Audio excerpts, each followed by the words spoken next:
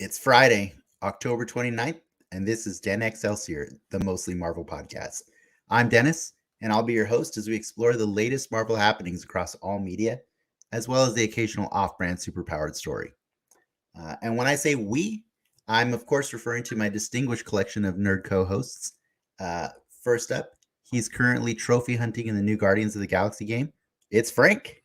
That's me. I didn't think I was going to like that game, and then from the first 5 minutes, I thought it was pretty awesome. It's pretty cool. Charming, right? Like yeah. I honestly have not played it since Tuesday, but I want to go back and play more of it. So like, I'm excited to have like a single player story that I can go through and just laugh and enjoy all the nerdy like little Easter eggs they shoved in there.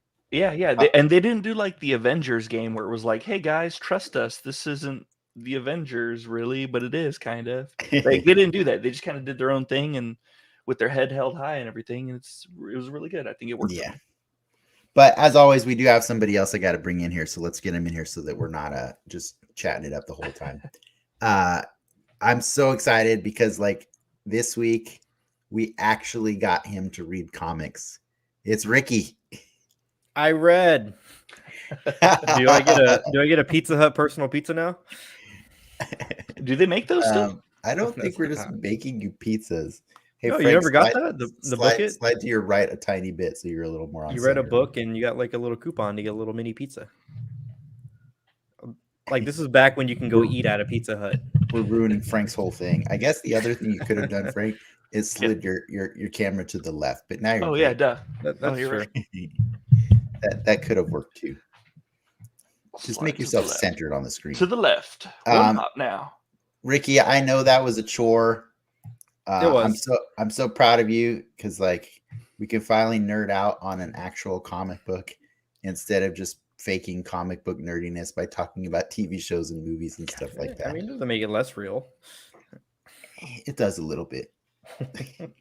If you want to be gatekeepy, it does. Which okay, sometimes we gotta do gatekeeping stuff.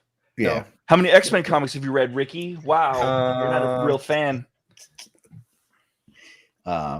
You don't have to answer that. It's okay. It's been a minute. Oh no! Now they can see my Spider-Man costume back there. Now they know who I really am. Thanks, Dennis.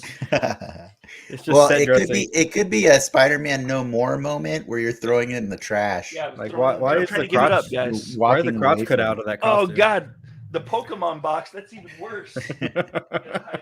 So Frank, you moved into a new house again. Like I think that's your third. Is it your third or second move during this entire podcast? I think it's my second move. Yeah. Okay. Yeah. The first one, buying houses. Yeah, just buying houses like a baller. Yeah, no, he's playing Monopoly. The first house was cool, but then it started getting obnoxious during the pandemic because there was kids playing and stuff and being loud. And then the second house, I could hear my neighbor through the wall, like just having casual conversations. Oh, I thought you were going to say casual sex. Yeah. I never heard them have sex. I wanted them to have sex at least once. But I never heard them. Just boring conversation. And so we moved here. It's nice and quiet. I could be loud and obnoxious and not bother my neighbor. Even though, like, I think one time during the soapbox when we did the two in the morning one, I think I did hear him knocking on the wall. But like, I didn't give a fuck. Like, I didn't care. That's good. Well, we'll excuse if you haven't got all your nerdy decorations up yet, because as long as they're up next week. I see you got the Zelda and the He-Man and the Skeletor up, so that's all you need. Yeah, He-Man and Skeletor are doing battle against Zelda. Sometimes they have to team up. They fought Hordak, and now they're gonna fight Zelda. Fight Zelda. Well, before we keep going on and on about whatever things we want to, let me get some formalities out of the way about the fun show we have in store for you. As advertised, we'll be putting a spotlight on the 2006 Warren Ellis comic book, Nextwave, Agents of H.A.T.E. I know that's a weird deep cut, but it's just something we wanted to do. But before that, we have some nerd news to discuss, I'm pretty sure. Also, for those of you joining us live, don't be shy. We'll be checking the comments regularly, and we might put you on blast. Hate bomb us. That's fine. Yeah. No, don't do that, please. Please don't do that. Oh, don't hate bomb us. No. And for those of you that can't get enough of us, you should visit us at patreon.com/10xmedia, where you'll find a variety of creative offerings, including our live patron exclusive after show, The Soapbox. All right, I got that out of the way. Did you like the new A little quick, a little snappier stuff? Yeah, it was very snappy. Very RuPaul. Thanks. Cool. I appreciate that. I take that as the highest of compliments. It's a high compliment. Yeah. Yes. While we're on the Halloween fix a little bit, are you dressing up or giving out candy, Dennis? We are going to give out candy this year. We didn't do it last year because we just felt like I didn't want to be contributing. You wanted to be responsible to people getting sick. This time around, we're doing the CDC recommendations, so we're going to actually have a table laid out front. We're not going to interact with the kids. We're just going to put candy out there and refresh it every couple, minutes or hours or so, something like that. It's easier to hide the razor blades that way. Mm-hmm. Yeah. I mean, you should watch Chucky if that's what you're yes. Like, you should definitely watch Chucky. I'm definitely going to buy marijuana edibles and give it to the kids. I think that's very but important. You're not actually, because that's a joke. And yeah, that was just a joke, guys. That's just a joke. I'm just Yes. kidding. That's just kidding. Yeah, who would waste that much money on kids? Seriously. Yeah. But no, we're gonna it felt weird to not do Halloween last year at all. We just didn't do anything. No dressing up, no nothing. And so we want to get back into it just a little bit. And so what about you guys? I mean, Frank, are you gonna dress up as Spider-Man? Is that what you're? Yeah, I was doing a Peter B. Parker thing. I did that 2 years ago. Yeah, the jacket and everything. Yeah. So long. I know it's been a while. Some of my coworkers haven't seen Into the Spider-Verse, so they're all like, "I don't understand what kind of Spider-Man you are," or something. I was like, "Well, that's weird." Okay, they're just intolerant. Yeah, they're pretty. You know what? You just reminded me of something, because I know we always have this bad habit of ending the show without letting people know what to expect in the weeks to come. Mm-hmm. So you just reminded me. I think this is the perfect time to remind people, or to let people know, we're gearing up to get ready for the the No Way Home, Spider-Man No Way Home, and potentially the next Into the Spider-Verse. So we're going to be marathoning some Spider-Man movies for the next 2 weeks. We're not going to marathon all 3 Tobys just because we did Spider-Man 3 a couple months ago. But for next week, we are going to be discussing Spider-Man 1 and 2 from Tobey Maguire. And then the week after, we will be doing the 2 Andrew Garfield ones. So if anybody wants to bone up on those and chat with us, I mean, just brush up before they may or may not show up later this year. Yeah, exactly. Yeah, they might be. Yeah. At a minimum, they might just show up in Into the Spider-Verse too. You never know. Maybe. Hopefully they do. Yeah. But Ricky, are you doing anything for Halloween? I got Halloween festivities tomorrow, and then the actual day of Halloween, I got football. So that's it. Do you want to describe your Halloween festivities? Nope, just nondescript. Going to as a reminder, this is an entertainment show. I'm going to a party where people are vaccinated. It's an eyes wide shut party to get belligerent and yeah. Will you be posting photos? No, of course not. Okay, let's move on. So we have not been on for 2 weeks. The intent was always to we were going to take 1 week off just after What If ended. Frank couldn't be there. He was actually moving into his new house at the time. Mm-hmm. And so, no, I think that week, Frank, you had you had a work engagement. No, that was last week. You're right. Yeah. No, yeah, you were moving into your new house that time, I think, 2 weeks ago. And then last week, we were going to do this Nextwave episode, but then Frank realized you had your wife's had a work event that you had to go to that you didn't realize because you don't pay attention to dates on your calendars. Nope, I don't write those things down. Well, the calendars are all packed away. Pay attention to your wife, but it worked. It worked out because on Thursday night, I checked with Ricky and I was like, "Yo, did you read Nextwave? It was great." And he's like, No, I haven't read it yet. I'm gonna read it tomorrow. And was like, I it's mean, 12 to be issues. fair, I read Nextwave today, so All of it today. Nice. yes. Oh man, That's why it was hard. Like I gave you an extra awesome. week to read it. We did Due this for tomorrow. you. Due We tomorrow. called it. We Oh called it. man, We called it. We just called an audible and said, you know what? Let's not do the episode. And so we just took 2 weeks off. And so what that means is, like, guys, we've stockpiled 2 weeks worth of news. yeah, holy smokes. So Ricky, are you ready to do, like, we're gonna dive into some serious nerdiness? Oh yeah. Let's get back into it. Let's go. Push the button. Pick up that Now- energy, Ricky. I forgot where the button is. Pick it up. Hold on. There it is.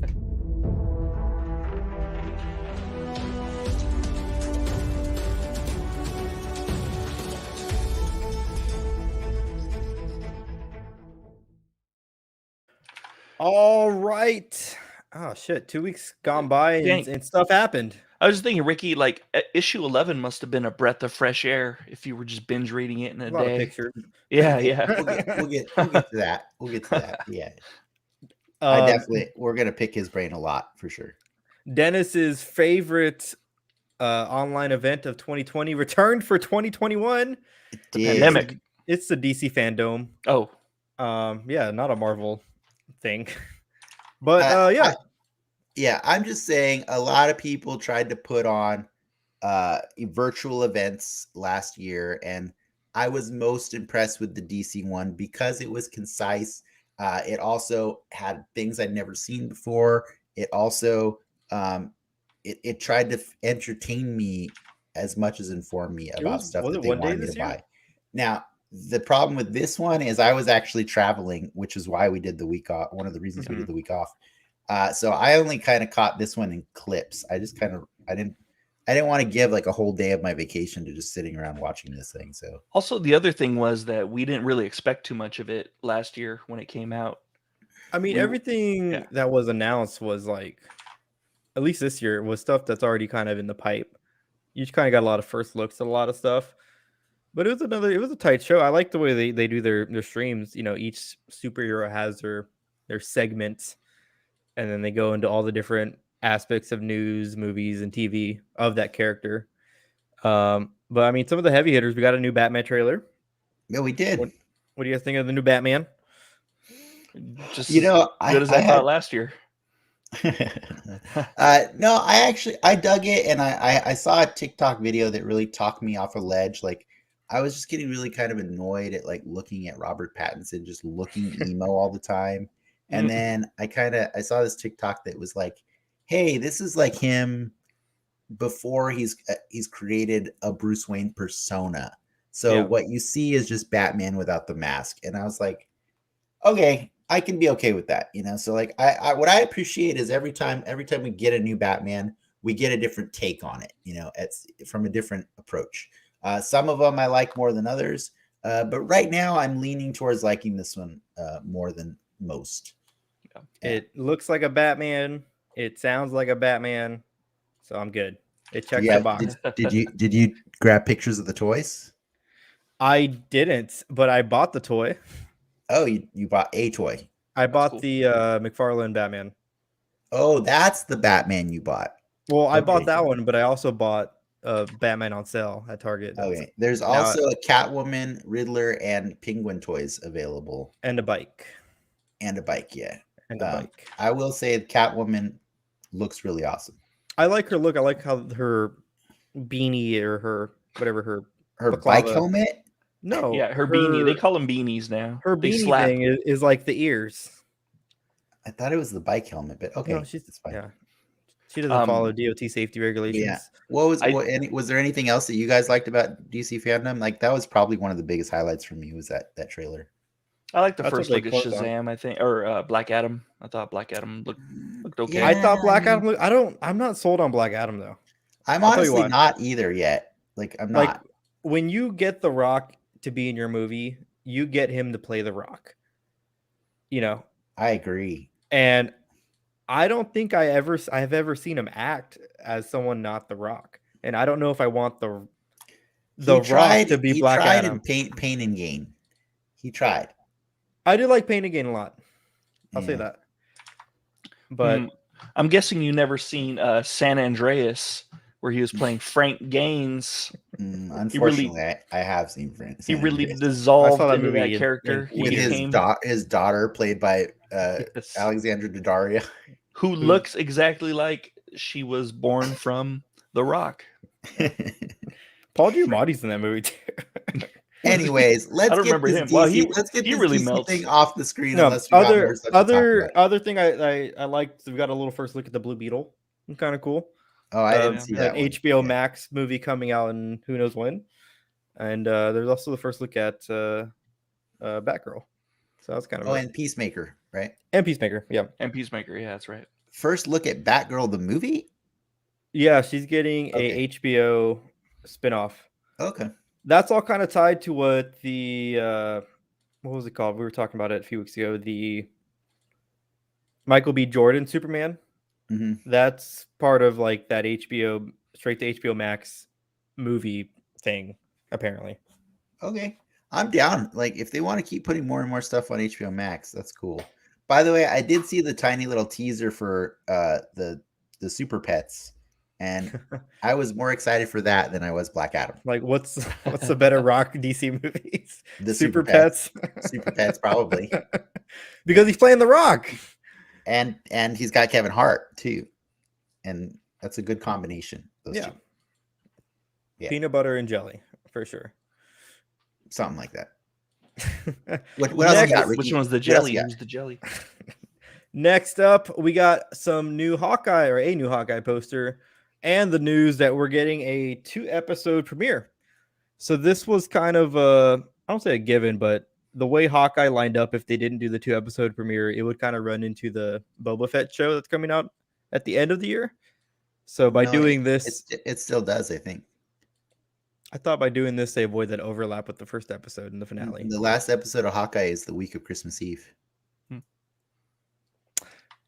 2 episodes coming November 24th, only on Disney Plus. I only know this because I've been scheduling out our podcast to have guests already. So He There talked about it was- in the memo to all of us. yes, There didn't was read the also memo? no. you didn't read the Nope. memo. It's cool. Yeah, we're Barely read gonna be Nextwave. doing an episode on Thanksgiving, and then we're probably gonna be doing an episode on Christmas Eve. Just to show the dedication to our craft here, guys. Anybody listening? There was also another little teaser for Hawkeye that dropped, and they're really pulling off that Matt Fraction run with the aesthetic, with Yeah. the way the That's way they're weird in that the they showed that. transition. That's weird they showed it at the DC fandom though. That was Yeah, a little Dis- out of Disney paid a pocket. lot of money for that. Mhm. they Next up, absolutely did. our boy Willy Wonka. Bill Murray. Nice. Our boy, he's My he's boy. officially our boy now. He's our boy. He'll be on the show next week. He's going to be joining Ant-Man and the Wasp. He just dropped that in a interview with Variety out of the blue. Unknown who he's playing, but it's most likely a smaller role in that movie. Who do you want Bill Murray to play in Ant-Man in the Ant-Man universe? He's playing a variant Kang. That'd be awesome. Is he blue? I mean, don't He would I make a don't pretty know. good He Who Remains. he would have. Is it because he's old? Yes, it's because he's old. Nice. Yeah. Okay. Next up, Marvel's Uh-oh. next big film coming out in less than a week. It's been screening for reviewers right now. The premiere has already passed, and it is currently the lowest rated MCU film, It is. which is it's telling because again, it's only been seen by reviewers. Last I checked, it had a 63% on Rotten Tomatoes, which is pretty damn low.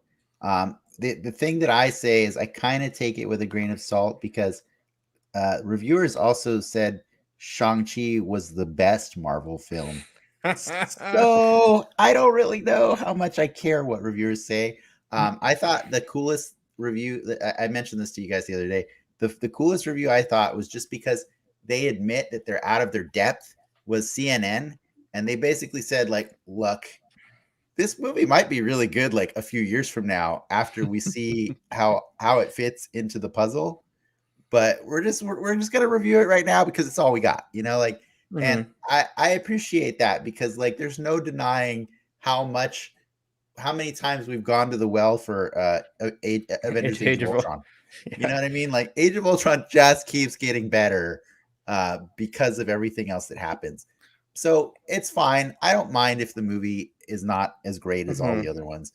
Like I still welcome Shang-Chi, you know, as much as I don't enjoy. I'm not going to watch that movie a bunch. I want more characters so that later on they can do something better. Just more toys. Oh, I got all the toys. They're great. I'm still waiting for my Selma. What's your guys' Eternals plans? I don't know. Not watch it till I can watch it at home. Yeah, for free. Because it's reviewed 63%, so Frank's out. I'm not going to make it a point to go see it. All right, well, if Frank is out, then I can possibly be as patient as Frank.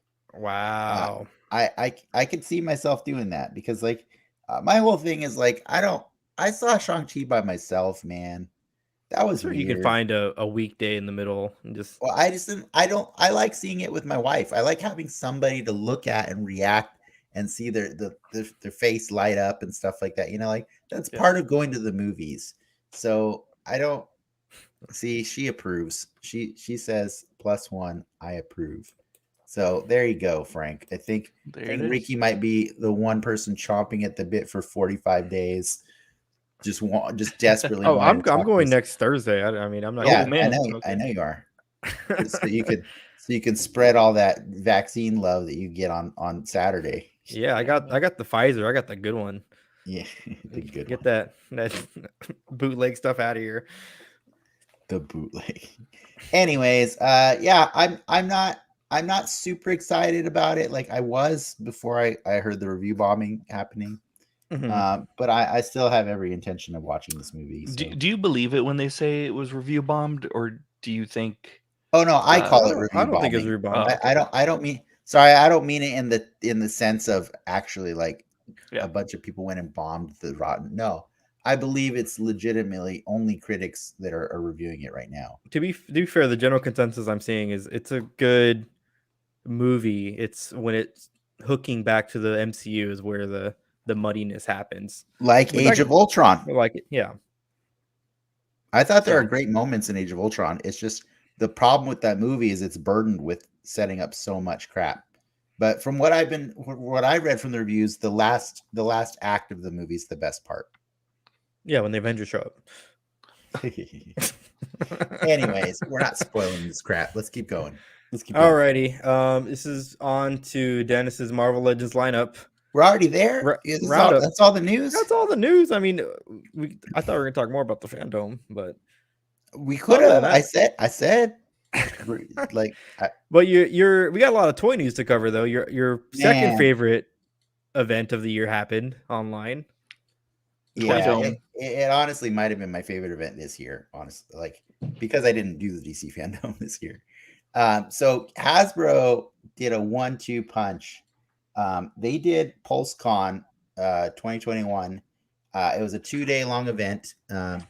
It was on Friday and Saturday where they basically just unveiled new product for all their lines over the course of the 2 days. And they unveiled a bunch of stuff. And this is also the event where they used to like sell their exclusives that would have been Comic-Con exclusives. It was really funny when I was downloading like the pictures for them, like the two that were the exclusives to the event. When you download the image, it actually is titled SDCC one. It's really, they didn't even bother to change the names of the images. Like it's just a hard-coded SKU. Yeah, it just made me sad because I was like, oh, these were 100% meant to be. Yeah, but how much easier was this to get? Oh, super easy. But and then the other thing, I don't know if it was the timing of it or I do know their CEO actually passed away about two weeks ago. Yeah. And that was a big hit for them. And I'm not sure if it was that PulseCon was meant to be earlier, but got postponed for that or whatever. But they had another event on Wednesday called 1027. And the reason they wanted to do a 1027 on 1027 is because that's actually the physical address of their office. So they did like a private, like premium members only live stream that kind of gave a tour of their office building. So you got to see all the different wings where like they make Transformers and G.I. Joe and Nerf, and like they did all their brands again on another stream. And I was like, whoa, what is this? And not only did they do that, they did more reveals.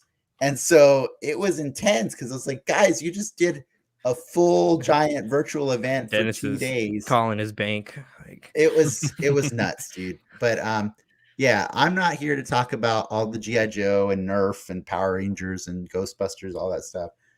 You can go find that information elsewhere. But I will tell you, because this is my personal passion, and I love seeing Frank's face when we show them to him too, because I think he lives vicariously through my collecting of these toys. I couldn't do it myself. No way. So we are going to show Frank all the toys that were revealed, or more information was added to them this week. So here we go. This guy was revealed. He was revealed a few weeks ago. We talked about on the last show. Yeah, the 20th anniversary of Marvel Legends themselves. This is the Captain America. He actually officially went up for pre-order on Saturday, and he sold out on Pulse that day. You can buy him elsewhere. I believe he's like a fan channel exclusive, I think, or maybe something like that. But yeah, fan channel exclusive. So you can get him at like Entertainment Earth or Big Bad Toy Store or whatever. But like, I was impressed because like he basically is the best Captain America figure they've ever made. So it's really cool to see how fast he sold out. Keep going, Ricky. Da-da-da. And then they also revealed, which was not really a giant surprise, but we kind of knew there would be, if they were going to celebrate the 20th anniversary of that wave, there are 4 figures in that original Toy Biz wave. It was Captain America, Iron Man, Toad, and Hulk. And so they showed us a second figure.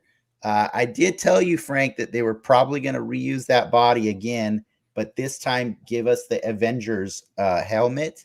And if you can see in the smaller picture there, he does have the winged helmet, the wing-tipped helmet.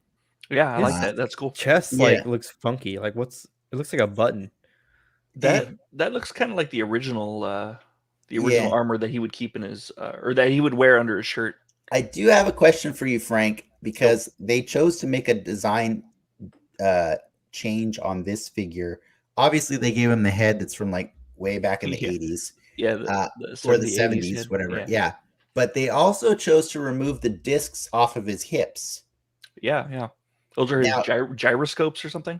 I don't remember what they are, but like, was he drawn often without the discs on his hips? I can't, now that you mentioned that, I don't think I've seen him without the discs. Maybe in the in the 80s or something. Yeah, it was just a weird thing for me to see it, because like this figure is basically identical to one they released earlier this year, except he has a blue chest arc reactor. Yeah. And the discs. The disc is the only big difference there. While we're on just plot or armor stuff, why do plot armor? So like Superman, I noticed this during the fandom, to be honest, like when they're showing like Superman and Batman, they have like the underwear, right? Was that like for drawing reasons they did that to break up the arms and the legs, or was that just simply aesthetics? Like why the underwear? It was definitely an aesthetic at the time, and I can't help but think that it does lend itself towards animation better. Because I know Superman has always had that underwear back in the day. He's had shorts in the original. Yeah, shorts. Yeah. He had boxers, boxer briefs. He invented the boxer brief, guys. But I mean, I think we're not old enough to answer that question for you. I think underwear on over your outfit is from a time way before either of us.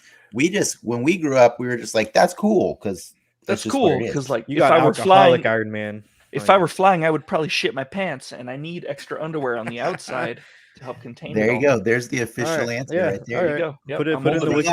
Next. Oh, by the way, that Iron Man did not sell out yet. So if you're worried, it seems very niche. I'm super interested in it, but I could understand why people would not like it. He's not. Yeah, he's not as popular as the Cap for sure. And then to keep in theme with it, they've had a few West Coast Avengers like on retro carded releases this year. They did a Tigra, and then they did a Hercules. I think there might have been another one too. I can't remember. But they're re-releasing the Family Matters 3-pack. Wanda, or Scarlet Witch, who got a repaint because the original one had a very shiny paint job on it, and this is just more of a matte, and just to give people the chance to get it, because originally she was released in a Toys R Us exclusive 3-pack, and she was actually the last Toys R Us exclusive right before Toys R Us died. Like, so a lot of people never even got this figure because unless they were outside of America, because Toys R Us actually still exists in like Canada and other places and stuff. So. Oh, really? Yeah. But so they decided to do a retro Wanda. I like her. She looks cool. And then I like the face. The face is awesome. Yeah, the face is great. And then they couldn't just do Wanda, so they gave us Vision as well. But that from a very specific time period. That is not an awesome face. He's also got bare feet too. He's got bare feet? Oh, does he have toes? He has toes. Cool. He has toes. Yeah, this is the white Vision from it's like 80s West Coast Avenger, right? Frank? Yeah, yep. Does MCU Vision have toes? No. I'm trying to think now. I don't think he has boots. He does not. I have the toy. He has boots, he always has boots, right? I'm pretty sure. Yes. When he's in bed, does he in the comics, right? Does he phase the boots off? The boots stay on. That's weird if he's going to bed in the boots. Or it's not that he has boots, it's just that he doesn't have bare feet, I guess. What if he stepped in mud? He stepped in mud and he lays in bed. These are not clothes that he takes on and off, you know. This is just his body. Yeah, but he should have shoes. But what if he steps in like dog shit or something? He can phase it off. Anyways. But the smell, he can't phase away the molecules of the smell. So that was the comic book Avengers offerings. And then we moved into MCU stuff. So they did a couple of things from recent Disney Plus shows. This is technically a do-over. Basically, the Winter Soldier that they made back in the day for Captain America and the Winter Soldier, that figure is not aged very well. And so they took an opportunity to use the reference from that flashback scene in Falcon and the Winter Soldier, where you get to see Bucky back in his original costume in his prime. And they did a redoing of that entire figure. It's a brand new figure. It's a lot better. It comes with the mask on also as an option for the head. That's cool. I think it's a great looking Winter Soldier. There's some cool guns. Yeah, he's got cool guns too. When you said it didn't age well, I thought it was gonna have like a swastika. Like a swastika. Yeah, it totally does. No. The figure just doesn't look. It doesn't pop as well as like this one does. Like I think this is a nicer tribute. Yeah, the arm is awesome. And then they couldn't resist themselves. They wanted to give people one more chance to get Captain America, both of them at the same time. So you get a Sam and a Steve in one pack. This is actually the first time they've sold that Sam with the shield, and it's the first time they sold Sam without the mask on as an option, so you can actually see. I don't. Can you buy the other figures in that wave and just not buy the Sam and still have the wings? Yeah, because the Sam is the only figure that does not come with the wings in the or a piece of the wings in the old one. There you go. So yeah, so there you go. The only bummer is that because this Steve was released originally as a Walmart exclusive, and he came with the hammer. So now he he doesn't come with the hammer. I'm bummed that he doesn't come with the busted shield either. I wish he came with a busted shield. I really do. I don't know if I like that Anthony Mackie face. I don't either. I was going to say that, but right before you asked me a question. Who, Tim Meadows? I don't love it. It does look like Tim Meadows, doesn't it? Yeah, it does. Yeah. By the way, Frank, have you listened to the audio Batman? I haven't. I have not. Oh man, Tim Meadows is in that too. Yeah, that's right. He was listed as one of the. How does that? It's on HBO Max, right? What's that? It's on HBO Max, right? It's on How HBO does that Max. work? Like you just turn on your TV and listen to it? Yeah. That's dumb. No, it's cool. It's cool. It's cool. Stop it, Ricky. Is there animation going on? Like little bit. Sort of tiny bit. Okay. Every now and then. You don't have to watch it, but every now and then they throw in a little thing. Maybe I'll put on while I sleep. That's where I listen to all my podcasts. It's excellent. I highly recommend it. That's cool. I've been meaning Batman: to, The like, Audio Adventures, I believe is what it's called. the cast list was pretty good. Like There- at first I was like, It's mostly and then I was Saturday like, Night what? Live alums. Yeah, Yeah, it's yeah, They yeah. announced, I think, like an audible Batman thing with Winston Duke as Batman. Interesting. That's So- cool. Stephen Wright is Batman, and he's great.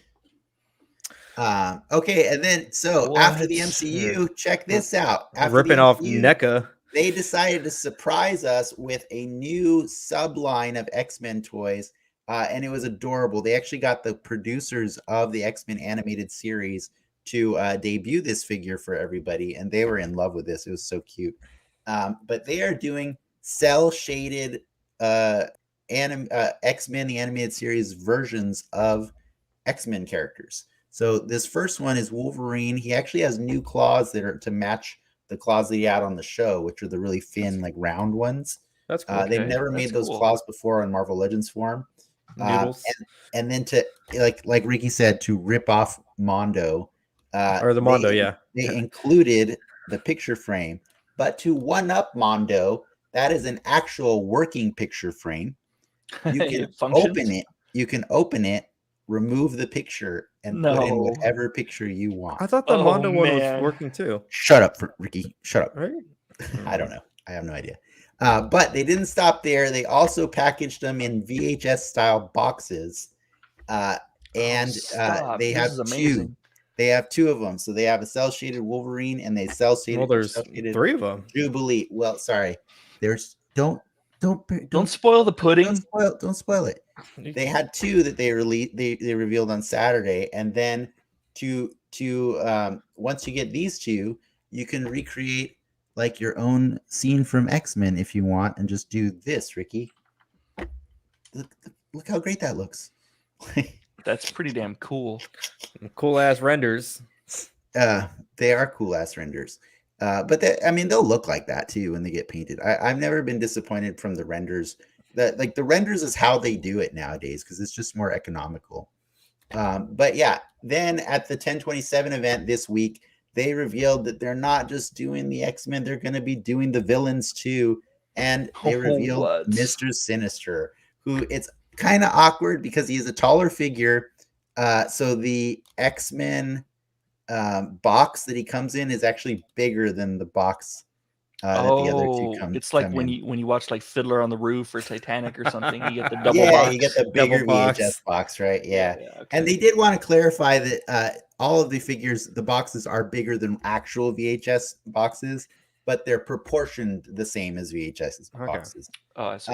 But the Mr. Sinister, I think, looks really awesome. And like That's they wanted to great. point out that they are doing retooling on these 2. It's not just that they're repainting. So like Mr. Sinister, actually, the original Marvel Legend figure does not have a bare neck. He has the piping all across his body, all the way up to his neck. So they actually created a new neck joint for him so that he could look accurate to the cartoon. And then they also painted the underside of his cape to be black because that's how it always appeared in the cartoon versus red, which it actually is in the comics. Wake up every morning and just put on lipstick, like Probably. Yeah. And eyeliner. But I think these look great. cool. I think they're an awesome thing, and they can go on a separate display, and they really pop too. Like the way that the cell shading is going on it's amazing. I love it. it's a good looking toy. Yeah, there. And then I believe, I just threw this slide in here so that I could remind you guys that one, this is one of the reasons I wanted to read Nextwave. These are the two convention exclusives that I think we let you guys know about months and months ago. They finally went up for sale on Saturday. That Venom was gone within, I don't know, like an hour. Imagine or like that. That thing looks cool. The Venom is similar to the X-Men thing, right? Where he's got the cell shading going on. Yeah. To do the same thing. But the Nextwave MODOK and the Captain World Tour gift box, that there's still plenty of those available for sale on HasbroPulse.com. It's an army builder.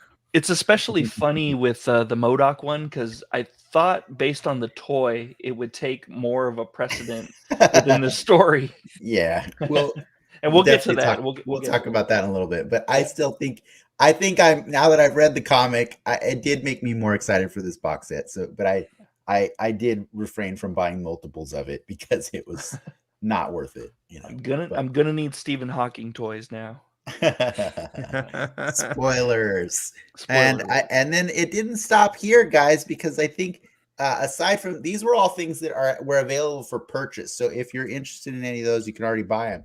But then they went on to show you stuff that will be for purchase eventually later on down the line. So they wanted to show how, like, this year the Walgreens theme had been all these cosmic characters. So they wanted to show the next Walgreens exclusive figure for 2022 is going to be a classic Baron Zemo. I don't know what the rest of the figures that are going to come with, along with him in Walgreens are going to be, but it's a pretty good looking Zemo, right? A good ass Zemo. Yeah, I like it. He's got all the stupid things that make him look awesome. Yeah, you were telling me, yeah, the WWE belt and the mask. That's all. Yeah, really. Yeah, I think it's one of Lindsay's favorite characters too. Really? Are you being sarcastic? I don't know. We'll have to see in the comments when she comes back. That's cool. Yeah, you were telling me about the trials and tribulations of getting Walmart or Walgreens. They're rough. Toys. Yeah. They're rough. Yeah. I was in a Walgreens last weekend and I went to the toy aisle just for you, and they had no toys. Nice. But then aside from this one that was actually in box, there's a bunch of renders they showed to tease out stuff for the rest of the year. So clearly there's going to be an X-Men wave. Do you know who this is, Frank? Was that Vulcan? That is Vulcan. That is the third Summers brother. The lost Summers brother. What does this one do? He's logical. Energy. He does the neck pinch. He does energy blasts similar to his brothers. Yeah. But where do they come out of? Oh, it's the beehole. The bee. Yeah, exactly. He has a lens down there. He has Professor X made a special visor. A ruby quartz suppository. This is Lindsay's reaction to Zemo. She apparently was trying to find the roll eye emoji. Elbow cough. That's funny. Yes. Baron Zemo versus Beta Ray Bill battle comic, please, is what she my god, that would be amazing. Frank, who the hell is this character? I don't. That's Spawn. I don't know. Nah, his name is Despair, but he's spelled like really weird. It's like D''SPAYRE. What is he, kindergarten? Apparently, he's a Doctor Strange villain, and we can probably expect to see him in the Doctor Strange and the Multiverse of Madness wave of figures. Because usually the movie waves, they try to have like 3 or 4 movie figures and then like 2 or 3 comic book figures. So we're getting a Doctor Strange villain that I've never heard of before. But yeah, I don't know these guys. He is. If it didn't come out in those 90s cards, I don't really know who they are. Yeah, exactly. Yeah. Well, then you don't know who this is, do you? No, is that Dracula? Like the King Symbiote, right? Happy Dracula? That's Null, King of the Symbiotes. Yeah, it's a newer comic from it's actually a character created from by Donny Cates, the guy who created Cosmic Ghost Rider. Oh, cool. Why does he have a spider on his chest too? I wish I could tell you. Well, he is the king of the symbiotes. I thought the spider came from Spider-Man. No, really? He just likes spiders. He just thought it was really badass. I thought you read Secret Wars, bro. Yeah, and I thought he just got the spider on there. Like that whole suit just came as soon as it came on him. Yeah, but really, are you serious? Like they all just have. So you're telling me Venom's just a dude in the comics who has a spider on his chest and whose arch nemesis is Spider-Man? Yes, but yeah, pretty much. It's more contrived than that. It's Venom is a dude wearing a suit that was worn by Spider-Man that happened to include a spider on it that he found in an alien space station. But why does this dude have a spider? He's the king of the symbiotes. I said this 3 times already. But did he fight Spider-Man? I thought I just explained to you that it had the spider before Spider-Man. And now okay. Coming soon to Venom 3.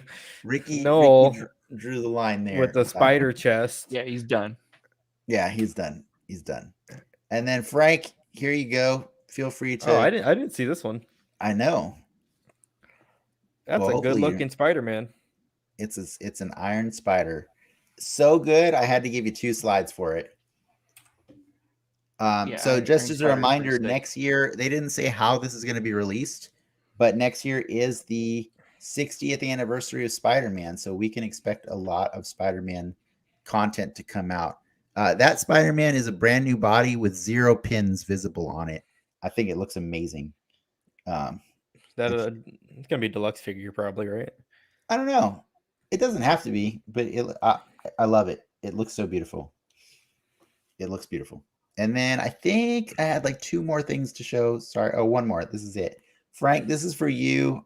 They left with a teaser like they always do. They always want to tease out some accessory or something that's for you to extrapolate what character might be associated with it. The ending of Shazam. Frank, do you know who this character is they're teasing? Has Frank frozen? Did we lose him? Did we lost? Have we lost Frank this whole time? Yeah, I think we have. We might have lost him. Oh, that's a bummer. Okay. Oh man. Oh well. Who is this guy? I think that is an accessory for an X-Men character named Maggot. I watched the foosh, and it seems like the bottom's like an effect, and then that's an accessory. Yeah, I think it's Maggot is the character. You can Google him if you want. He's a weird X-Men character that has these weird cybernetic giant maggots that come with him, and that's what that thing looks like. So I'm guessing that's what it is. Yeah, but there. Thanks for listening to all of that. That was a lot. Was there anything that tickled your fancy at all? Of the Hasbro stuff that really got me going, I really want that proton pack. You want the proton pack, huh? I kind of. What about the Nerf Halo gun? I'm not big on as a member of the Nerf community. I know you are. I'm real big into like 3D blasters, and if you're a hobbyist like me, Nerf is probably making the worst dart blasters in the game right now. There's other companies that are doing it better and making it much easier to mod a Nerf gun, which that's all you really want to do. So, no, I'm not excited about the Halo Needler because another one came out like 5 years ago from Boomco, and it was a much better Needler for sure. Gotcha. Well, that's awkward. But that Iron Spider though was pretty sick. I didn't know about that one. That's a pretty cool. That's one to go on the desk. He's great looking. I was really excited. I'm glad I did this now, but I shared that with Frank earlier in the week because I couldn't wait to share it with him today. And I'm glad I did because I got his reaction then, and I can't get it now because he's gone. I gotta assume he's having some serious technical difficulties to get back on here. So do you want to just keep chatting for a minute while we see if he comes back? Figure out what Frank's up to. Yeah, no, for sure. We do have a comic book to discuss, but like I feel weird about that. It's like book club without one of your book club members. What's going on? What's going on in the audience? What's going on? What are you up to? What are you guys up to right now? What have y'all been up to for the past 2 weeks? We'll wait 2-3 minutes for you to get back to us. There he is. Oh man, he's back. That Spider-Man was enough to tank my PC. That's crazy. Frank had to run to the store real quick. Did your computer crash? I had to rub one out real quick once I saw that Spider-Man. I'm all like, I can't let these guys. You didn't leave the camera on? They don't want for Patreon subscribers. That's for the soapbox. Yeah. That was on OnlyFans or whatever. I don't just give it away. Yeah. He had to switch to a different streaming service to make some quick cash. That Spider-Man is going in a jar for sure. That's on Den XXX Media. Animation homework. Oh, that's what's going on with Lindsay right now. Nice. She likes to do homework while she's watching the show. That's so do I. You're not supposed to be Ricky. You're supposed to be running the show. All right. Well, we were nice enough to wait for you, Frank, so that we could do our spotlight. We didn't want to start it without you because it's our book club. We always wanted to do a book club all year long, and we finally did it. We finally did it in October. We're living the dream. We're living the dream. Let's do it, Ricky. Hit the button.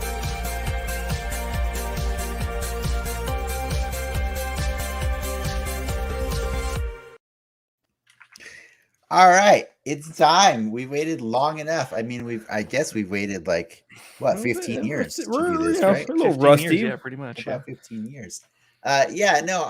Some background really quick. Like, this is a book that's been recommended to me so many times that I just finally like that. It was that Hasbro exclusive box set that made me say, okay, damn it, I'm gonna read this book. I want to see if Ricky and Frank want to read it too. Clearly, Ricky didn't want to read it, but thankfully he did. He did it for us anyways. I just don't like buying an action figure without knowing anything about it, and so that MODOK, as cool as an Elvis MODOK was, I just needed to know why it was cool, and so that's why you read up on Zemu too, or I haven't yet because I wanted it. I thought this would be the easier one. Remember, we were supposed to do Nextwave months ago. Yeah. And then we switched to Ghost Rider. No, something happened where we didn't do this for some reason. I don't know if it was that reason, but we just didn't do Nextwave. So it was supposed to be Nextwave at the beginning of the summer, and then I was going to read the Hulk stuff later. I still will read the Hulk stuff. I mean, you guys convinced me to get Marvel Unlimited for this. Yeah, it's a great service. But so just to be clear, like, I think Frank, you've also had people recommend this comic to you before too, right? And you just never got around to it. Yeah, they said it would be right up my alley, and I'm all like, no, I don't want to read it. And it's Warren Ellis. He's up there on the list of sex pests now. But like, what are you gonna do? What are you gonna do? We're either like, I watched all of Castlevania and it was amazing. So who's the artist on this? Stuart Immonen. What else has he done? It looks very familiar. He did some Ultimate Fantastic Four for sure. He's done a lot of stuff actually. But let me give you, before you start just asking random questions about it, let me give our audience just a little summary of this so that they know they're kind of caught up, because unlike usually, I'm always like, since it's probably fresh on everybody's mind. No, I don't think this is fresh on most people's minds. No. In fact, or anyone's at all. So I'm going to say, I'm just going to give a summary. It's not as quick as usual, but like, let me just channel RuPaul and do it. Yeah, it's here we go. So Nextwave is a humorous comic book series by Warren Ellis and Stuart Immonen. I would have answered that question for you right there, Ricky. Published by Marvel Comics between 2006 and 2007. Nextwave consistently features extreme violence and comedy, and simultaneously satirizes and celebrates Marvel's superheroes comics. Marvel superhero comics, yes. The series features a collection of minor Marvel superheroes. That was kind of the whole gimmick of it. So it's got Monster Hunter, Elsa Bloodstone, Monica Rambeau, the former Captain Marvel, Tabitha Smith, aka Boom Boom from X-Force, Aaron Stack, aka the Machine Man. He's from way back in the day. And a new character by the name of the Captain. He also goes by Captain Expletives, or I don't know. When I read it, I just read it as Captain Fuck. I always thought it was like Captain Pussy. I thought Captain Pussy is what I thought, because he's All I know is whatever his name is, it's always obscured in the comic, and it's supposedly so horrible that Captain America himself allegedly beat 7 shades of it out of him and left him in a dumpster with a bar of soap in his mouth after hearing that name. That's according to the comics. These individuals in this storyline are assembled by H.A.T.E, which is an acronym for the highest anti-terrorism effort, to fight unusual weapons of mass destruction, also known as UWMDs. The Nextwave team learns early on in the story that H.A.T.E is actually funded by the Beyond Corporation, copyright, an organization formerly known as terrorist group Silent, also an acronym, but I don't remember what that stands for. Did they even say? They do at some point. I can't remember. I'll have to look that up. As a result, the heroes leave H.A.T.E, stealing a vehicle called the Shockwave Rider. They destroy the UWMDs that Beyond Corporation and H.A.T.E have hidden around the United States while being pursued by H.A.T E director Dirk Anger, which is a not so subtle parody of Nick Fury. That's my summary of it. There's a lot more that goes on, but that's pretty much the summary like of the entire like story going on in there. Yeah, it seems like there's like it's 12 issues, but almost like 6 stories, right? It actually is. They was designed to be 2-issue story arcs. Yeah. But basically every story arc is just them dealing with one of H.A.T.E's UWMDs, right? Like the first one is Fin Fang Foom with underpants, and then like I'm trying to remember what are the other ones, like Broccoli Man, There's the Ultra Samurai, Ultra Samurai, yeah, Ultra Samurai, the mindless ones. mindless ones. Yeah. Oh man, what was the ghetto Dormammu's name that they hired the mindless ones for? Rorkanu or something? Yeah, Rorkanu or something. Is that a like real yeah. character? I don't mean, know. When you I say is wouldn't that a doubt real me. character, it was literally in a comic book you just read. So what do you define as a real character, Ricky? Was he in another book before?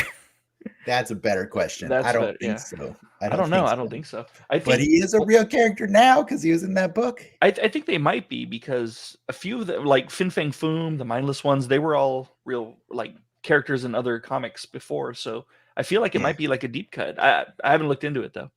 I feel like that whole comic is just deep cuts left and right. Super deep cuts. Like that's all they wanted to do.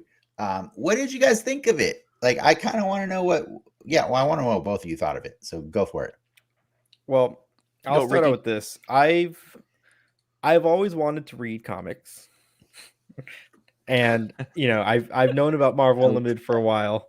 I love the way he started this. And a few months, almost like a year or so ago, I did the trial to read Cosmic Ghost Rider, right?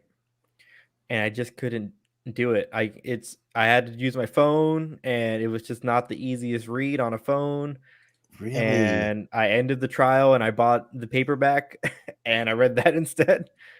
So that's for like my thing with comics has been, I would get the trades basically, and that's. Oh, you just didn't like it on the digital format. It wasn't. No, it's I needed the tangible thing, the bigger picture. Understood. So when we did, when I got Marvel Unlimited again for the show, this is actually like the first actual comic I've read outside of the Infinity. Yeah, comics. I've been reading the Infinity comics, which I really like a lot, and obviously they're tailored for a phone. Yeah. So it was a little bit of a struggle reading this, but I got through it. Did you read it on your phone, Ricky? I read it all on my phone. Yeah. Okay. I use the zoomed in view. I actually read it on my phone too, because I didn't bring anything else to read it with on my trip. I read it on my vacation. Basically, I read an issue every time I was on the toilet. Long poops. So you only went 12 times? Yeah. What if you didn't have to go 12 times? I was gone for 6 days. So What if you only had to poop like 9 times or something during that trip? When would you have read it? I would have delayed the show by another week. You're all, Lindsay, get the prune juice. Yeah. Get the prune juice ready. No, I definitely read some of them, not on the toilet, but I'm just saying that was the motivation for me, is to like, instead of like looking at TikTok, let's do something, like a little, it's feeding me a little bit more. I guess I should have looked it up before, but like, is there like a good web client for no, not anymore. They took it off the web. It's just gone, right? It's just completely gone. Okay. There's a message saying like, "Hey, asshole, get it on your phone." Is basically what it says. Yeah. Yeah. It's way better on like a tablet or something, or a Chromebook or something like that. I mean, I read it on a Kindle Fire. Yeah. I do have a Chromebook, but yeah, maybe I get an iPad. Yeah, it's a lot better. But anyways, that really didn't tell me what you thought of the comic. You just gave me a long story about how you read a comic. He's like, yeah, I liked it. It was fun. I thought it was like it wore off for me towards the end. Like the stick of the B-listers. Like I kind of wanted a more, I don't say heroic, but you know what I mean. It wasn't my cup of tea after a while. So. Interesting. All right. Frank? It was tough getting into it first, just because I didn't like the B-list team that they pulled together, but by the end of the run, I liked the B-list. I not only liked the B-list team, I wanted more from the B-list team. I thought it was fun that they used a lot of deep cuts, and I thought it was fun that like Dirk Anger, you didn't think that he was gonna die, but then he just straight up died, and it's like, whoa, what the hell? And then oh, by the way, we're spoiling this book. Yeah, we're spoiling the crap out of you guys. Yeah. But then like they started doing weird stuff, and like exactly like that issue is my favorite. I love the cover, and issue 11 is like is a true triumph. It is amazing. Just the pandemonium in it, and then just all the absurdity. Once you kind of let go and just let the absurdity just wash over you, like it was really fun. It was in the same vein, and I think I said this before in our chat. It was in the same vein as like Harley Quinn in the DC universe. I really think if they put some time and money into this, I think it could be funny. I think it could be funny. They talked about Captain America possibly being a homosexual, and I think playing up that aspect of it, like in an Elseworld kind of Marvel, I think that'd be hilarious. That'd be really great. Like he's a closeted homosexual. I think that's what like the difference between Frank and I. Frank has like this intrinsic knowledge of Marvel, right? So all those little deep cuts or something that Frank could call back to, you know, versus a lot of the stuff. Like I kind of figured some of the stuff was a lot of callbacks, but you know, I'm assuming most of it went over my head. Yeah. I like the like how every time they featured an actual Avenger in like a flashback or something, they were just misogynist or a little bit racist or just like both. Man, or both, or like Doctor Strange like sexually harassing one of them. It's like it was Monica, right? I think. Yeah, do you have a little magic? Can you want some? You know, like my god. It's pretty great. It was pretty hilarious. One of the things I liked too was I love the Stephen Hawking. That part cracked me up. But I liked Tabby's use of "oh no's." I don't know if you guys know the history of that, but that was from like some guy in a I think it was like 4chan or something. He was talking about Skip Westcott, if you remember him from he tried to molest Spider-Man back in the day. What? In one of the there was this comic that they put out for child abuse awareness, and there's a character named Skip Westcott who tries to molest Peter Parker. And what? Yeah, so he's all like, "Run, Peter!" Like he wrote it in like a 4chan thing, and he was just like pointing it out. And he wrote "oh no's," and there's a picture of Peter, and he made it say like "oh no's." And I like the way she said "oh no's" because it called back to that. I like the way she said ZOMFG. Yeah. Pirate Dave says that's pronounced Zunga. Yeah, she was just speaking from a very specific time. And it just cracked me up. Like she was the only character that I felt was like of a time. Mm-hmm. And the rest of it was pretty timeless. I think most of it, you know, like, but she definitely dated it a little. No, I didn't. Yeah, none of this. I think or most of it didn't feel like it was from 2007. Captain felt dated. Really? Did he? Just a little bit. Just because of you know, it's kind of like the Bill and Ted, you know, when they're hugging and they push each other off each other, you know, kind of thing. It was like that kind of moment that I felt with the Captain. I loved his origin. His origin the story leprechauns is so amazing. Good. The man, somebody explain the origin story so that the people listening have. So two little green men, aliens are stumbling around Brooklyn looking to bestow great power upon a champion to help clean up Brooklyn. They walk past the captain, who's appears to be drunk, and they give a little speech, and they give him like the Black Star, right? This has a name. Yeah. And all of a sudden he has superpowers. He can fly and he's super strong. He has generic set of superpowers. Is what they called it. Yeah. Yeah. And then the first thing he does is beat the shit out of the leprechaun or the aliens. The aliens, calls them leprechauns. And throws up on them. He throws up on them. It's so good. I love the scene where he rips the dude's head off and then squishes his guts basically on the main, or who we're led to believe is the big bad. Like that part cracked me up. Man, that character, I'm so happy they made a toy of him. And a week ago, I didn't know who the hell this character was. And yeah, now I love the captain. He was ridiculous. That origin story was amazing. I also liked how they tried to steal Captain America's urine in the 40s. They did try to do that. That was because apparently, like, they knew that the super serum expresses itself in the urine right after being right after being right after injected into the right. Yeah, exactly. Yeah. The first good. P or whatever. Yeah. The first P. The first P. Yes. That's pretty By cool. the way, I don't know if you know, Ricky, but these like I think I let you know earlier. These panels that you're showing, I found out they actually all connect to each other. They're double page spreads. They were in the comic, but there's a joke in one of them. It says Nextwave, Yeah. where we'll make you buy 6 copies of this. It's this one here. Yeah. Yeah, and so actually, like, all 6 of these connect side by side to each other, and this is basically showing them as they progress. Like, they're basically like going through levels to get to the end boss of the story. Oh my god, I never noticed the scissors. That's ridiculous. Oh yeah, Machine Man has like he's like a giant Swiss Army knife. He cuts Like, off really the head. Like, look at the little. Yeah, That's hilarious. I love. Oh, that's another thing I wanted to mention. The little person dominatrix Iron Man. Like I love those things. there's so much absurdity to this comic, and like I just have to tell you, like, I don't know how much Warren Ellis stuff you guys have read. I've read a pretty good a good handful of it.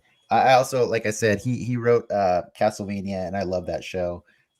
He actually wrote the Extremist story for Iron Man, which was the basis for like the design of the Iron Man that we got in 2008 in the movies and stuff. And then the basis for the Iron Man 3 storyline. But Warren Ellis, yeah, he's been around for a long time. He He's also done did a lot of just to interject real quick. He also did Hellblazer, like a run on Hellblazer, and James Bond for Dynamite, which I thought was a pretty good run on for Dynamite, I guess. He's done a lot of stuff, and so I think one of the books he's famous for is The Authority, which is a DC comic. I actually own a bunch of them that I bought at Comic-Con a couple years, and I have not yet read them yet. I have every intent to, and I probably would more likely to now because I have it. But I just wanted to give like in an interview, he had an explanation for what he was going for Nextwave, and this is what he said. He said, "I took The Authority and I stripped out all the plots, logic, character, and sanity. It's an absolute distillation of the superhero genre. No plot lines, characters, emotions, nothing whatsoever.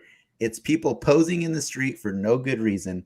It's people getting kicked and then exploding. It is a pure comic book, and I will fight anyone who says otherwise, and afterwards they will explode." That was his explanation for the book. And then he became a sex pest. Well, I don't know about now to and groom. then. Can we be? Are we sure it was and then, or was he already? Yeah. Now to start my grooming, I'll be back. Yeah, but I mean, it's the way he executes this comic, like where he's like simultaneously being like absurd while also like, making fun of like the military complex and just like the superhero genre in general. It's pretty clever, man. There's a lot of things going on in this comic. I got little vibes of The Boys and just on how they like the commentary that show has on superheroes and same stuff. Like, but they use broccoli people instead of like humans. Yes. Just so they can, I guess they get the PG-13 rating. I guess I don't know. The mindless ones. I mean, I think it was violent for the time for sure. Like, I think in 2006 it was a relatively violent comic book, but like by today's standards, it's like you see it and it's like, oh, that's silly, that's funny, that's passe. Yeah, that's passe. Wait, yes. No, do you have? So I saw you have the 2 paid spreads. Do you have the one with the giant gorilla Wolverine with the little chimp Wolverines? Did you get that one too? Did you get all the spreads? I think he did write Transmetropolitan also, didn't he? Did he? I never read that one. Let me look it up. I think he did. He's quite a prolific writer, honestly, because he's a sex pest. There you go. there's the giant. Oh, that's gorilla. the Spider Jerusalem guy. Okay. Yeah, there's the giant. Yeah, that is Warren Ellis. Warren Ellis Yeah, and Daryl Warren Hall. Ellis has done a lot of stuff. Snake planes. That's cool.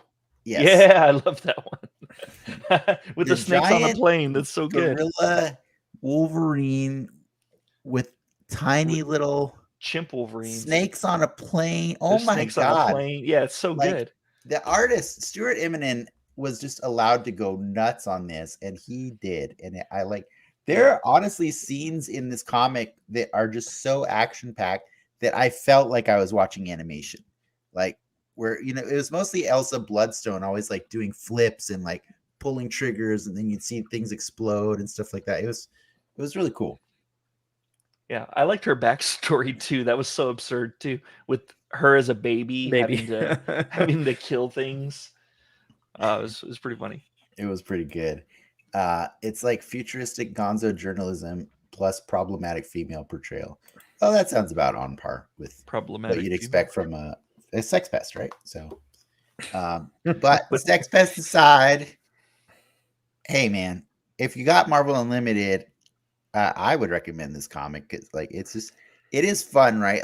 Like I mean, I know you were powering through it all today, Ricky, which is like, why did you do that? But like I read it over the course of several days, and like when I got to issue number 11, that was quite a treat because like it really did just go completely bananas, and issue 12 is pretty bananas as well too. Well, like if I had like a paperback, I think it wouldn't have been like I don't say a grind, but you know what I mean. It's yeah, definitely not the preferred way to read that type of medium. Yeah, I did think it was funny just to show like one of the things that does date it, I guess, is in 2006 he was trying to pull a roster of unknowns, and so I don't think Monica Rambeau would be considered an unknown in 2021.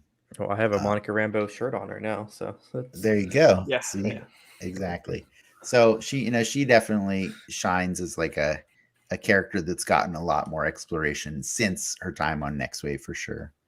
I noticed she makes some comments about her mom, like she has a falling out with her mom, and I guess that was kind of hinted at in WandaVision. Is that a big part of her story? Her backstory is I don't say hatred, but a disdain towards her mother. I didn't get that she had a disdain towards her mother. Yeah, she kind of made fun of her mom. She talks about like there's a couple instances where she's like kind of saying something negative about her mom.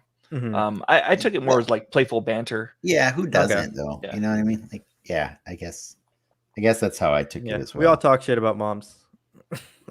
I mean, not if they're watching, but I do. Back to what I was just saying a minute ago, though. I do want to ask like if there was anything else you guys wanted to add as far as like how does this book hold up through the lens of 2021? Like does reading it for the first time now, like can you see how you would have reacted to it if you had read it in 2006, or like what do you think about that?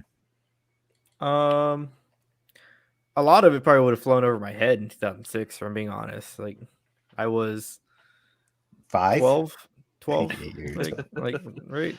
Yeah. I think they were in 2006. I think some of the references they made would have made a lot more sense, like Rokanu's like Suicide Girl references and stuff like that. Yeah, the Suicide Girl definitely dated. I was way into Suicide Girls. But I thought it was hilarious with Dirk trying to kill himself. Like it's so absurd that they built a giant gun that has a U-turn barrel for him to sit on, and he's playing Russian roulette with it. And I'm all like, they built a gun. Like this was early on in the series, so I was all like, what the heck is that all about? Yeah. He had a giant phone receiver. Yeah, he had a giant phone receiver too. The first issue. Right? Suicide stuff was probably the only thing that's like, oh, I don't know if you would joke about that.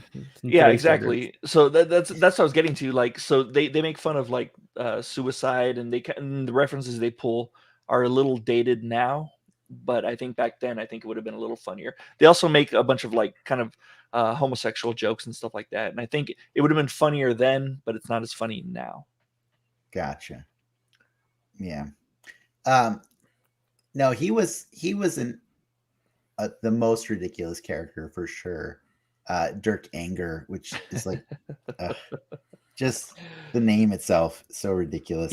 And I also wanted to neg on Stuart Immonen's artwork, but then when it got to the 11th issue, I was like, nah, this is fantastic. Like it all kind of gelled together in my head.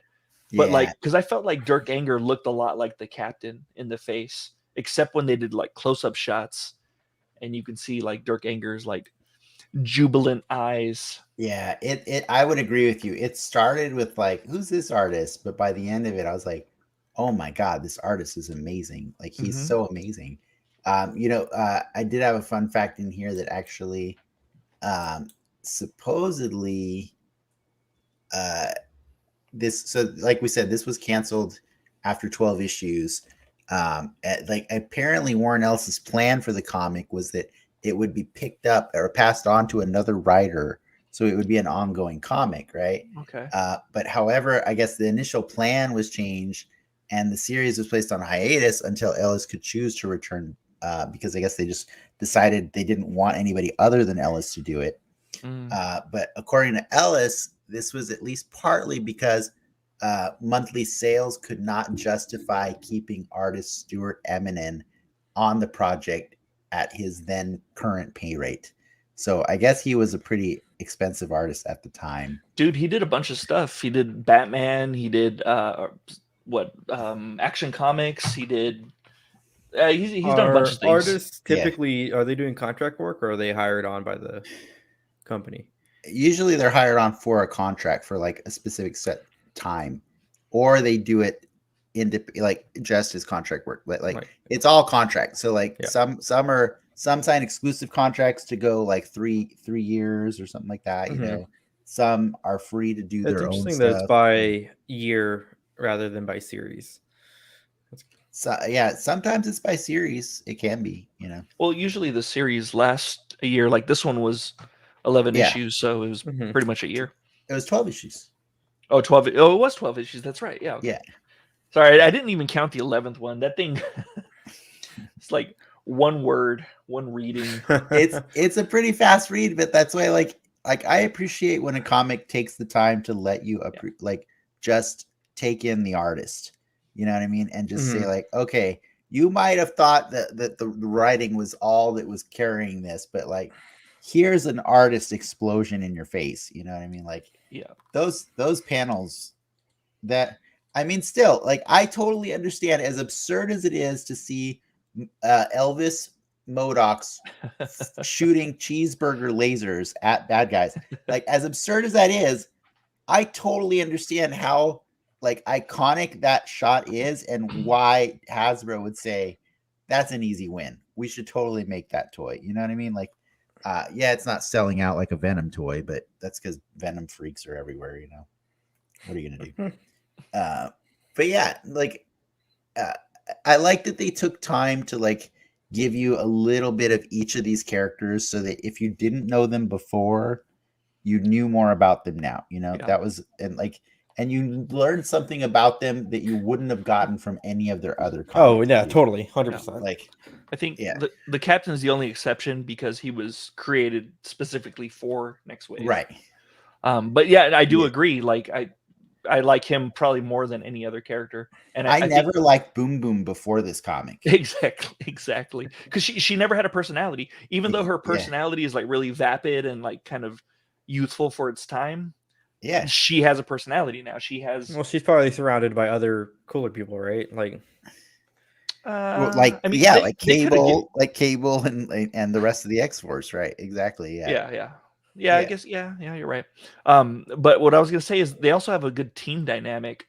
Monica Rambeau does a really good job of pulling them together as a team, and this is like light years ahead, constantly reminding them to work together. Yeah, exactly. Oh man, the way she reminds people that she's an Avenger is great. She's always telling stories in the middle of battle. It's pretty funny. But this better teamwork than I've seen in like Titans, the Titans TV show. Hey, that got another season. Right? It's a better teamwork than a lot. Like, it was genuinely, it felt to me like Guardians of the Galaxy, where like it starts out as these people that just suck and just have no business being heroes, and by the end of that story you're rooting for them because like you want to see them win.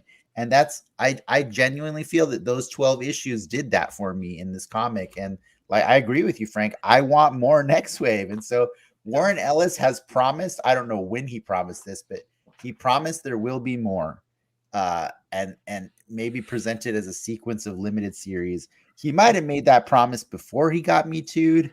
I don't know. Like, I don't know when this promise happened, but Yeah. I do know that Nextwave has created a complex situation for Marvel and for its fans, because apparently, like, it was supposed to be its own universe, right? And it kind of I saw feels that. that way. So, like, yeah, he said in a 2005 interview that I think it has to be a self-contained universe. It takes, from Marvel history, but I wouldn't necessarily want to drag mainstream Marvel into it for fear of what I would do to it. But then in 2006, Marvel editor-in-chief Joe Quesada stated that for the time being, Nextwave has to be considered set in a universe separate from the main Marvel continuity. But in contradiction to that, there's been publications since then of like the Marvel's official handbook of the Marvel universe and Civil War Battle Damage Report. They both seem to portray Nextwave's activities as occurring in the mainstream Marvel continuity. And to further complicate matters, I guess Nextwave's entry in Civil War Battle Damage Report states, quote, recent intelligence suggests some or all of Nextwave members unknowingly had their memories and or personalities altered by their new employer's hate. So like they've been retconning Nextwave into the universe, and I think it's because it's become a cult classic. Like people love this comic. Get Feige on the phone, set it straight. Yeah, Feige, get it done. Yeah, put a Nextwave cartoon out there because it already has the animation style. Yeah, I can see a MODOK-esque type of, not that animation, but just that type of tone with this. Yeah. This would have been a better comic or cartoon than MODOK. They could have used like the animation team from Invincible, because that crappy animation would lend itself well to this crappy team. You don't like that animation? I don't. I hate the animation. Have you not been listening to Frank for the last 10 I thought he months? just didn't like the story. I liked it. I like the colors. The story is okay, but the animation is a horrible vehicle. I love the color to palette. show that story. I do like the color. I like the color, and I like the music for sure. I feel like Ricky just shows up to say what he says and doesn't listen to either one of us. No. He gets the Men in Black go to his house every day, and they just kind of erase what's going on. Frank has consistently shat on the animation of Invincible for quite some time now. I would just like to see better animation with Invincible, and I think with subsequent seasons, we're probably going to get better animation. That's usually how it goes. I don't see a world. I don't think they had the faith that Invincible would like succeed the way it has. So I don't know. That's my prediction for the future. That's your hot take. That's my hot take. So I have a few more questions before we end the show that are about Nextwave. Is it going to be Drop Bears and Murder Crabs? Are we going to talk about? Oh man, the Drop Bears and Murder Crabs were pretty amazing. Cool. That issue was pretty damn good. I love though when the mindless ones, they opened with the snap and then they like West Side Story down the street. The West Side Story mindless ones was amazing. Oh man, thank you for reminding me of that. It's there is so much. Like that was still early on in the comic where it's like, what the fuck is going on? Yeah, what's happening here? Yeah, they're on skateboards with backwards hats, like in the like 80s villains. It is true. It does remind me a lot of Harley Quinn. Like it's just having fun for the sake of having fun. You know, like it wants to be what a comic book used to be, right? Like comic books nowadays like try to be so serious a lot. And I think even then in 2006, like so Warren Ellis just wanted to have fun and be silly and do something light, like, but you know, it's still a parody and still a takedown of everything that we love. You know, to answer your question from earlier, I don't think I would have liked it back then because I think I was taking things too seriously at the time. I kind of agree. Yeah, I agree. I think I was because I was just starting to get back into comics too. Probably in 2005. 2006 is when I was collecting a lot of comics. Yeah, I actually think I do own Nextwave #1. you think you have it? Because I think I do because That's cool. I recognized the cover, and I was like, dude, I think I bought this because I had every intention of reading it, and then I just never got around to it. Yeah. What's the Nextwave #1 go for? Like I don't know. 10 cents, 80 cents. $2,500. Dude, I like how Rokanu got beat with the swirly. Like that was pretty hilarious. He definitely got swirlied in the toilet. So much good stuff. And the new Paramount's team, it was something that we would have done in City of Heroes. Oh my god. 100%. So good. But I didn't get Forbush, man. Was that like a play on words or something? I'm not. Was it a joke I'm missing? He was a little over my head, but I really did love the effect of him in what he did, and like how we just took a crazy detour and got to have. Was it different artists? Was it different artists doing their different? I don't know, but if that was Stuart Eminem or however we say his name, that's pretty good. That actually shows his talent. If it were because basically they encounter an enemy that causes them to basically disappear into their own fears, right? Like he gets them with the red wiggly woos, basically. Yeah, and so like they each just suddenly awaken in a totally different universe and a totally different comic style, like art style and everything, and it was like 5 different artists were doing this, and if that was all Stuart Eminem, that's impressive. Yeah, props to him if he did. About $100 is what a Nextwave #1 goes for. For really? Wow, that's pretty cool. That ain't bad. The rest go for under 5. Nice. I do have to ask, did you guys have a favorite character in this story? Oh, 100% the captain. Yeah, the captain all the way. So outside of the captain, who's your favorite character then? If the captain's going to be everyone's favorite. I kind of love Boom Boom though. Like that's what I was saying. Like Boom's yours? I think only because, and sorry, that's not fair. Her name is Tabitha. I liked her only because she was unapologetic, like in the same way that the captain was, right? Sure. He just was who he was, but so was she, right? She wasn't trying to be something. They all were though. They all were. Even Machine Man. Yeah. I like Machine Man. He's probably my favorite. I love the bit how he got like kicked out by the Eternals, from the Celestials. Or Celestials. That's amazing. Yeah. See, and that's when I thought that they were calling him a pussy with the expletive, the skull expletive. I think the expletive just meant different things at different points. Do you think it was like a context sensitive expletive? Yeah. Okay. But I like to believe his name was Captain Fuck. Captain Fuck? I thought it was Captain Pussy. Like he goes after the pussy, like he's Captain Pussy. I don't know. Who knows? Is that we got 2006 vernacular? That's what I don't like. How popular was that word in 2006? Well, I mean, was Kill Bill out already with the pussy wagon? No, 2003. That's 2003. Oh. Okay, so Elsa Bloodstone's my favorite outside of the captain. I liked her. I thought she was badass. She was actually really fun to watch the whole time. Yeah. She rides the line between like the cool comic book heroine and just bonkers absurd. And I think she rode that line really well. Whereas like Captain is just total absurdity and hilarity and just unapologetic violence. Yeah. Like she kind of she could fit in a modern comic, I think. I love his little banter with Machine Man. I'm like all the captain names that he chose and why he had to change each one.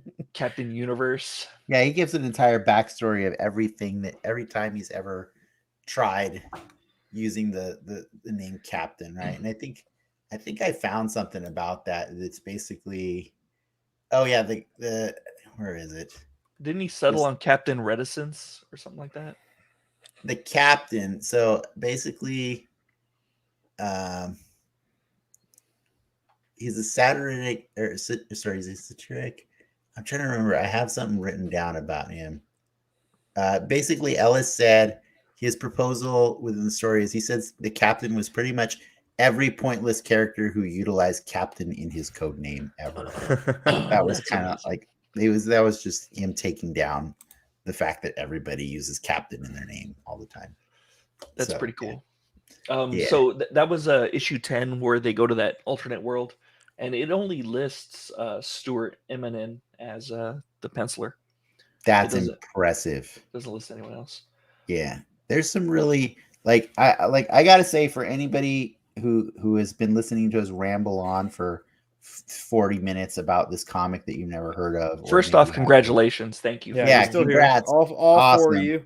But like, if you're interested in reading a comic that is just silly and does not take itself seriously at all and just has fun and introduces you to characters you may never have heard of before, then definitely check that out, because like I just had so much fun with it, and like I liked, getting the inside jokes when I got them, but I'll admit there was some that they just went over my head, and I didn't mind it because it was still just funny at the simplest basic level.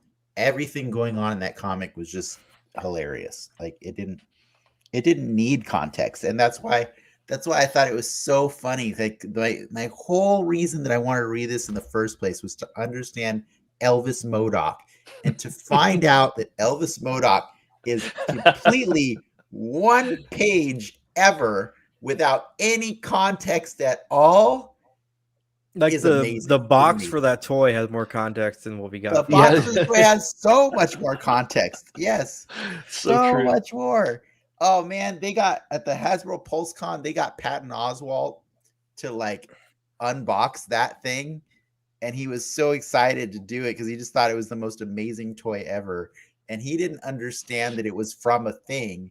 He just thought, if you're gonna make an Elvis one, you guys got to do a lot of other ones now too. So he started listing off like his wish list of other rocker Modocs that they need to make and stuff. It was pretty funny. But yeah, to find out that there's zero context, and that there's 3 of them. And there's 3 of them. There's 4. Well, 4 there's of them, one yeah. on the ground. There's a dead one. Well, there's a dead one.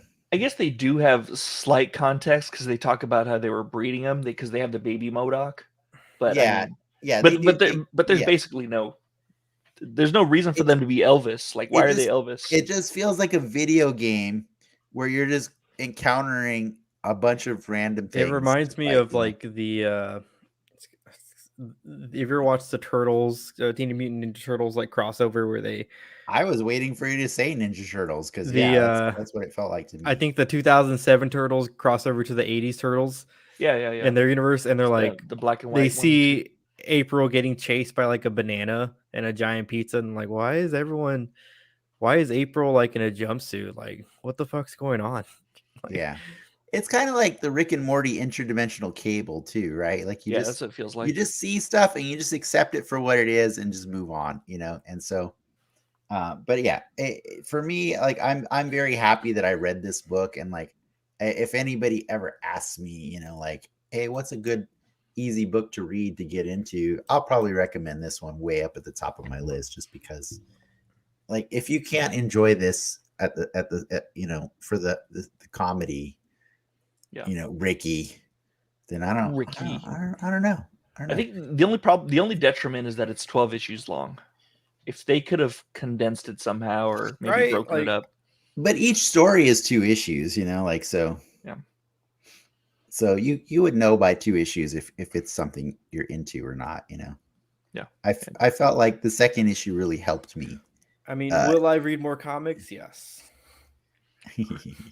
Will you read more Nextwave? No. Not to Will Warren Ellis. According to Warren Ellis, no. Yeah. Will you consider buying the Nextwave box set with the Captain and Elvis Modoc? Oh, no. No, don't be stupid. Well, I have the other 4 characters already, man, so I'm pretty excited. I mean, we can all buy a Modoc to give you the Modocs, and then we can just keep the captains. Because you don't need one.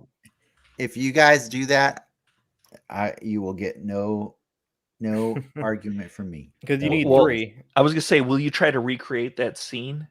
How are you going to get naked ninjas? The problem is, go back to the scene for a second. You need the naked ninjas. It's not just Modocs in that scene, and I can't do all the other stuff going on. Like what? Like how? I don't even know what the other things are. There's like babies. There's a pirate. Iron Man heads. There's pirates. I got a pirate figure. I could actually do that part. Okay. I Naked could, ninjas. What about Like the a- naked I a would, ninjas? cowboy? I would try my best to do the scene, but yeah, a naked ninja, huh? That's pretty. I can do that. I can do that. We got to figure out how to get you all these toys. Is the question that we need to ask ourselves.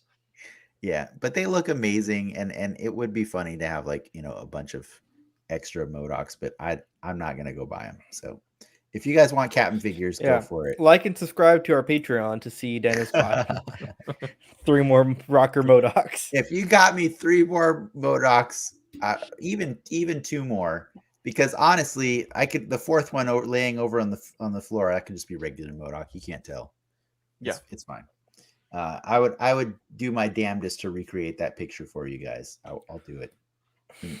I'll put all the effort into it for sure. What if I look up naked ninja toys? Naked ninja. I could make that happen for sure. All right. Well, I don't think we should probably spend any more time talking about this right now. I appreciate everybody who bothered to listen to us talk about this thing you had no idea about. Normally, it's the Disney Plus show that you just watched this week and stuff, but like, yeah, we wanted to make it weird and do book club. And so Yeah. I highly encourage, like, for anybody who did watch this, go read the comic and then come back and watch us again and see if this makes more sense. You teased the Spider-Man next week, but what do we got in the what's on the calendar, as you on say? the horizon. On the horizon. On the calendar. Oh, well, the calendar is the next 2 weeks of Spider-Man. And then in the middle of November is actually Hit Monkey is going to be airing on Hulu. And then the following week after that is Thanksgiving and also Hawkeye, which is going to take us all the way up to Christmas. So yeah, it's pretty much we got 3 weeks of weird stuff going on. And then Hawkeye for the rest of the year. And then we'll probably take that final week of the year off to decompress, and then we'll come back with more book club stuff in the new year, because there's probably a Spider-Man in there somewhere. Yeah, I'm probably gonna have to go see Spider-Man in theaters. I don't know, like I'm not gonna wait on that one, Frank. Like that one I'm not waiting. Yeah, we're not judging waiting. by Frank's shirt. I don't think Frank's waiting for that one. Just for the record, my booster schedule is in a week and a half, so I'm good to go. Yep. I'll be all, and I'm getting the Moderna stuff, so it'll be extra good. Which I'm bummed out. Living by TJ back in the day was great because I could get the bootleg like a day before the movie actually came out. Oh, I thought you were talking about shots. the bootleg. Oh yeah, I can get the bootleg. You get that bootleg too. Pfizer shot. Yeah, yeah, you can get those too for sure. You turn down the right alley in TJ. I saw what movie was it? It was Guardians 2. I saw Guardians 2 in TJ. Probably like a week before. Yeah. Because they go by the international schedule. They don't go by the American ones. Yeah. So that's how you can get the bootlegs off the streets. Drink in that theater too. Let's wrap it up, guys. Do whatever you want. You can hire a prostitute in the theater. I'm gonna say thanks to Ricky and Frank for nerding out with me tonight. Feel free, if you guys want, to take a moment to let people know where they can find you, or don't. I don't care. It's up to you. No, you can't find me. I'm unfindable. On Instagram, Ricky the Nerd. There you go. I learned what a No Bones Day was this week. That was kind of cool. Yeah, I noticed you did. You dropped that in the D&D yesterday, and I was like, oh, look at Ricky. He's cute. Yeah, he knows I'm millennial now. Yeah, you are. I do want to also, I'll let people know they can find me on DenX Media all over the place. Currently, you might find on my Instagram and Facebook, I am having fun tracking all the HasLab projects that Hasbro's got going on, just as far as the data. Some sexy graphs.